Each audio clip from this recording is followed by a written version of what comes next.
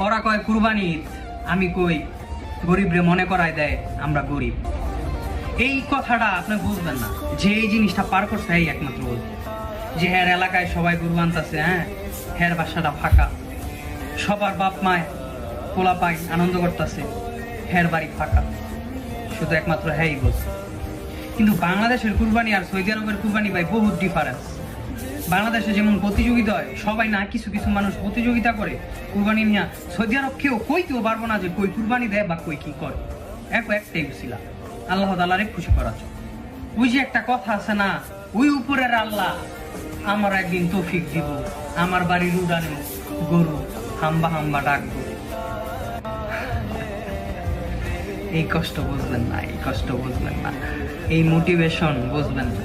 এটার থেকে যে মোটিভেশন পাইবেন, এই মোটিভেশন যদি সঠিক পথে যায়, সব পসিবল, সব।